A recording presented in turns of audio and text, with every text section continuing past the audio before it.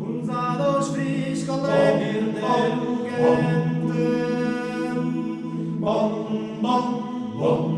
prodotto cante il mare sull'orizzonte.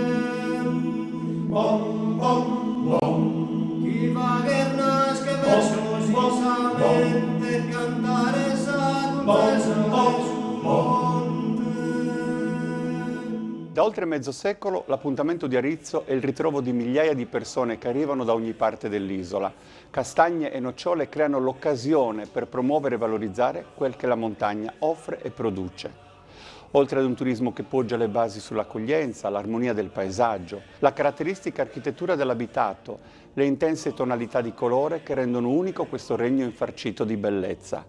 Vicoli, strade e sentieri circostanti, nelle giornate d'autunno in cui si anima la sagra, si riempiono di vita per assumere forme che fanno parte del racconto. Il 12 novembre del 1972 segna la data di un avvio, il momento in cui l'intuizione trova nel riscontro l'affermazione di un successo che negli anni a seguire crescerà in maniera esponenziale. Storia, fascino e ospitalità sono i segreti di uno degli eventi più longevi della Sardegna che ora andremo a raccontare.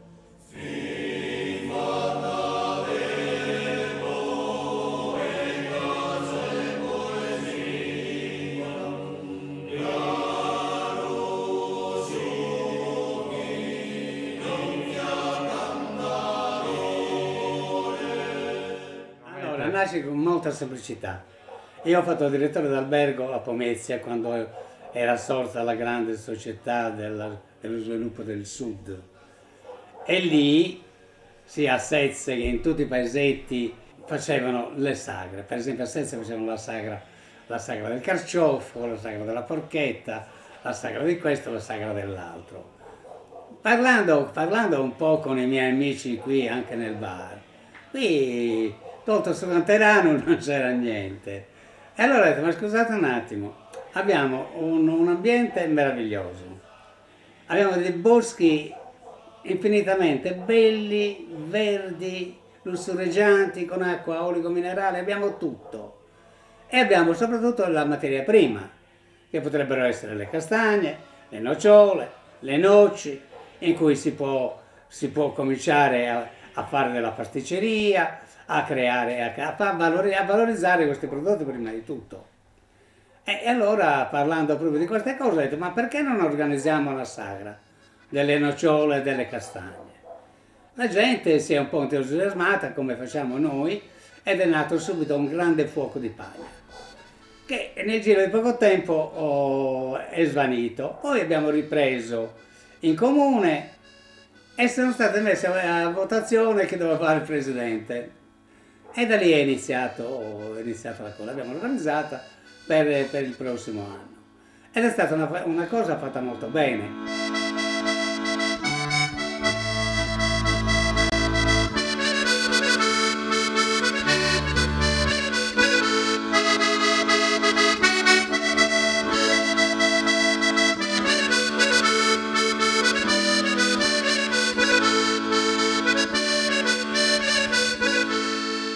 Era organizzata in modo che tutto il sapere, non solamente parlare di castagne e nocciole, tutto il sapere dei nostri prodotti, della nostra enogastronomia, doveva essere messa a disposizione dei visitatori.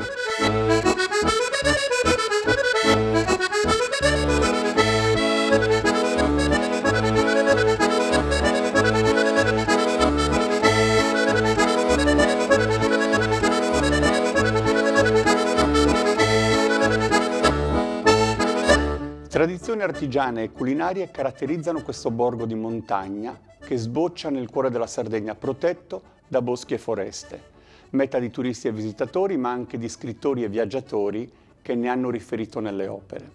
Il Wagner, ad esempio, vi giunse a cavallo nell'agosto del 1905, percorrendo i sentieri del Gennargentu, da lui chiamato il gigante dell'isola. Arizzo è un magnifico villaggio montano situato in mezzo a foreste di castagne e noci, scrive il Wagner. La maggior parte delle case sono fatte di granito e hanno un pergolato e un balcone di legno tutto intorno. Le ragazze e le donne sono facilmente riconoscibili grazie all'abito che indossano.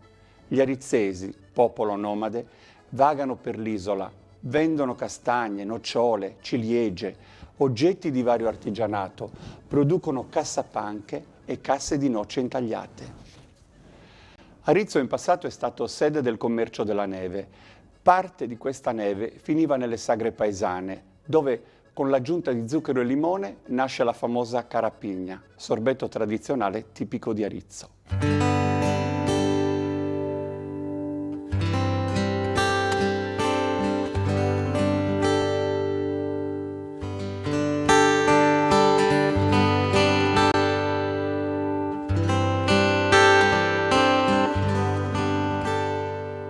Noi viviamo in paradiso, abbiamo un museo a cielo aperto.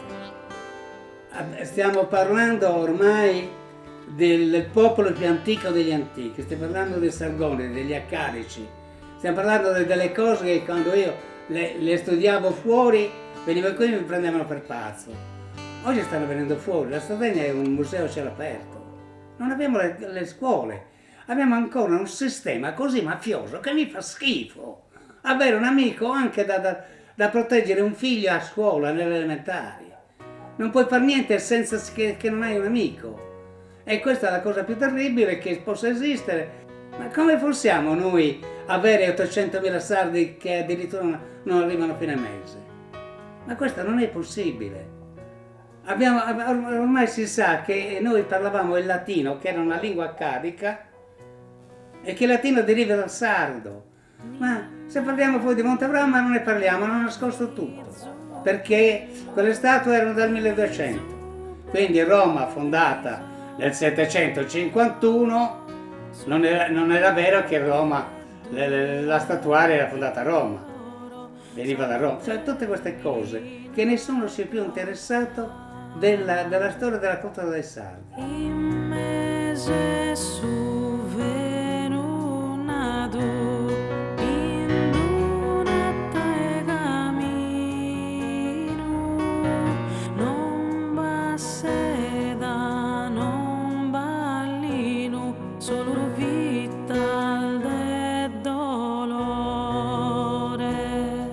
Adesso si trova in un contesto meraviglioso, tanto che tantissima gente che viene da Innsbruck o da Cortina o da altri posti, gli ho chiesto perché venivano ad Arezzo.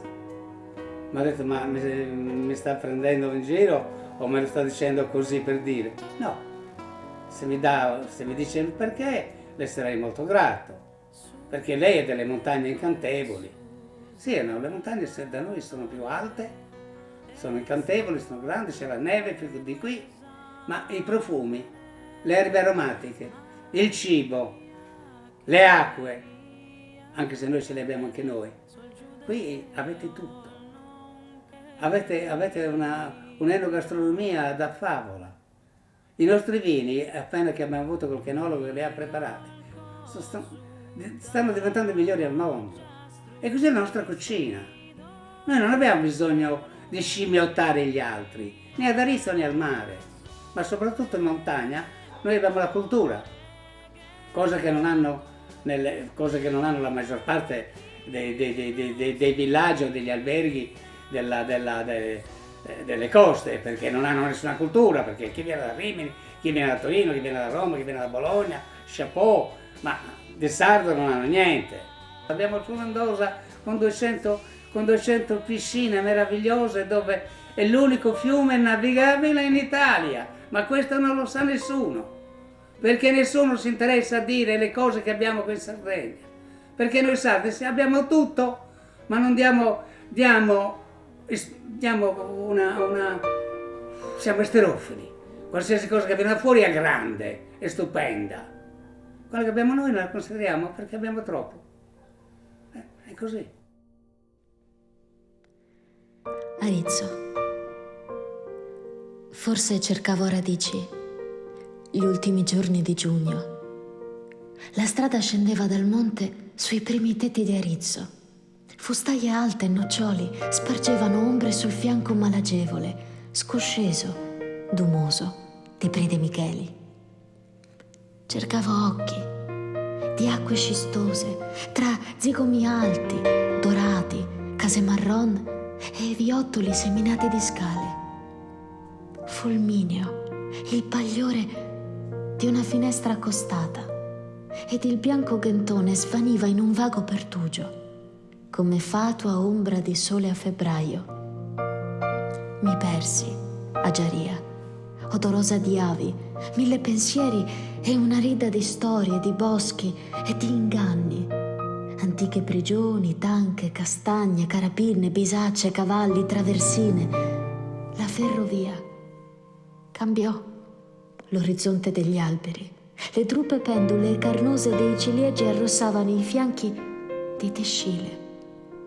Rividi la casa, mascherata di merli antichi. Poi me ne andai per Monte Gresia, ai piedi di Girgini imbronciato di nebbia. Giampaolo Mele.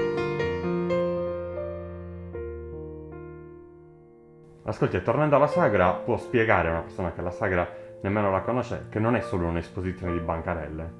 Nel modo più assoluto, l'invenzione di bancarelle è nata dopo che sono finiti un po' i soldi della regione, i soldi dell'assessorato al turismo, i soldi di qui, i soldi di là, e allora per forza di cosa, per realizzare una festa così grande, c'è stato il bisogno di avere 300-400 bancarelle che a 150-200 euro, come si chiama, possono fare la festa, perché la cosa più importante era anche un'altra, che durante, a parte tutto quello che ho detto prima, la sera c'era sempre un grande spettacolo musicale, con grandissimi nomi. Tutta la Sardegna si riversava da Rizzo, ma questo anche dai tempi antichi, perché il Moderno, che è nato nel 54, il suo proprietario era molto più bravo dei suoi figli. Lui ha portato la più grande musica che poteva esserci in Sardegna in quel periodo, e quindi la gente d'estate si riversava tutti ad Arezzo. E Arezzo si è sviluppato un po' prima degli altri paesi montani. Oggi è ritornato indietro, però negli anni nel 700, 800 e 900 è stata all'avanguardia per molte cose. Idee più o meno belle, fantasiose, grandi, ottime, ce le abbiamo tutti. Ma purtroppo c'è il dio denaro ormai che ha sobbillato tutto e tutti. Quindi se mancano i soldi per poter... Oggi già il rodeo era diverso, perché il rodeo dovevano andare a prendere tutti i cavalli selvaggi e tutti volevano che la giornata fosse pagata. E già era più difficile, e per fortuna c'era anche una politica diversa. Cioè, io per Italia 90 ho portato qui 150 milioni, una cosa impossibile per il rodeo. E abbiamo acquistato 120 cavalli, e abbiamo acquistato 250 milioni di attrezzature. Oggi c'è una povertà dentro e fuori. La sagra delle castagne e delle nocciole viaggia da 5 decenni e continua a regalare un ampio flusso di emozioni. Centinaia di bancarelle, banchi di torrone e prodotti locali, degustazioni, percorsi enogastronomici, espositori, opere artigianali, mostre e luoghi di grande interesse artistico catalizzano l'attenzione di oltre 30.000 visitatori che ogni anno raggiungono la meta turistica nel cuore della montagna. I suoni che accompagnano le danze in costume si diffondono e fanno da colonna sonora alla festa che tutti coinvolge. Le voci del coro intonano i versi di Bachi Sulis, il poeta a cui questo centro ha dato i natali. Maschere tradizionali si alternano a bande musicali e interpreti di un antico canto, immergendosi tra ali di folla che si aprono per accoglierli. Lunghe maratone di musica, spettacolo, tradizioni e cabaret intrattengono la vastissima platea che nel tempo ha assistito anche ai concerti di Gino Paoli, Pierangelo Bertoli, Ricchi e Poveri, Maria Carta, Ita Zenda, Ivana Spagna, Fausto Leali, i Dick Dick, i Cugini di Campagna, Marco Carta, i New Trolls, solo per citarne alcuni. L'entrare a far parte del circuito di Autunno in Barbagia alla Sagra di Arezzo ha fatto bene? Ma O la come Sagra di Arezzo vede? è quella che ha fatto l'invenzione di Autunno in Barbagia. È normale, perché con Luigi Crisponi si è pensato di realizzarlo un po' in tutti i paesi. Le cose restano se si ha voglia, però si ha bisogno sempre di collaborazione. Quando poi le persone che soffrono per sopravvivere non hanno più dignità, non hanno più lavoro, lì resta molto più difficile organizzare qualcosa. È una pandemia quella, è peggio di qualsiasi virus.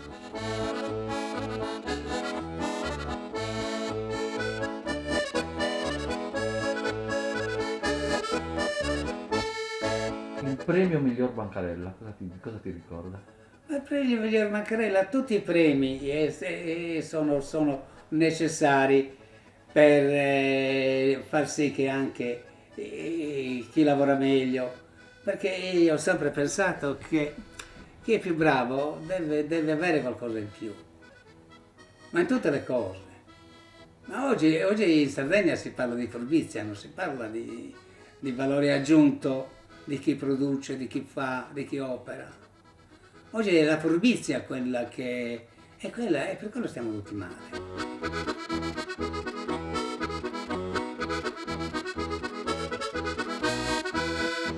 L'organizzazione di questa sagra nasce a Ma tavolino anche per... non è nata a tavolino. Abbiamo parlato di mettere, quando si esponeva le nocciole, che tipo di nocciole erano, e il nome scientifico, tutte queste piccole cose di cultura. E così le castagne, erano giapponesi, erano così. E tutto aveva una descrizione. Come oggi sei costretto in ristorante a dire cosa fai e di cosa è composto. Poi tutto è cresciuto finché non l'hanno passata in politica. Io appena che sento parlare di politica, siccome solamente a vederli mi sento male, e allora io vado via. Perché dicevano che noi eravamo DC. Io non ero nessuno. Vabbè, un ragazzo che andava in giro per il mondo a lavorare. Perché qui c'era vita. Tu a Cagliari alle 9 di sera non vedevi più nessuno. Negli anni 60-70. E io ho assistito quando ero studentello, ho assistito anche a delle cose simpatiche, un po' anche cruente, ma simpatiche. Perché qui c'era allegria. E anche erano più educati, e anche culturalmente erano più evoluti allora. Adesso si è appiattito tutto, anzi si è ritornati indietro. La festa del raccolto, cioè dell'andare a raccogliere le castagne e le nocciole, è diventata un pochino più... cioè è stata considerata maggiormente dopo la sagra oppure no? Sì, naturalmente, perché il prodotto veniva venduto. Non solo veniva venduto, ma veniva richiesto, perché le nostre castagne sono, come tutti i prodotti che facciamo noi, sono biologici. E quindi il biologico è quello che andrebbe di più. Ma le vendevano tutti. Ma c'era una cosa poi di cultura incredibile, per un popolo quasi islamico.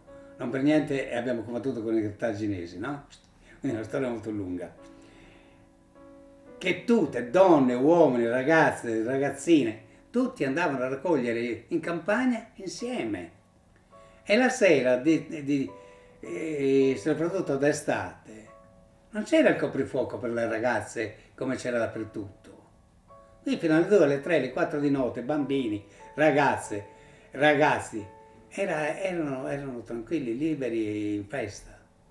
Arezzo in un'altura situato, ornamento di vaga sta montagna, con suo frutto di questa campagna, a bene questa sagra organizzata. A suos turistas tu has presentato nughe, nuzzola e gustosa castagna. Son tornato dai terra estranea, puro sos figlios che hanno emigrato. Sa sagra è bella e de vanto, posa gente che ha partecipato, è una cosa che va che di spanto.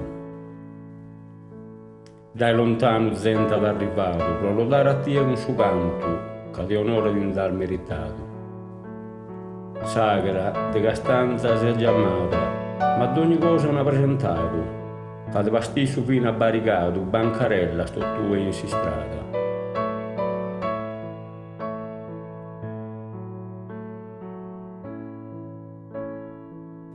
Domani lei la sagra come la vorrebbe vedere? La sagra la vorrei vedere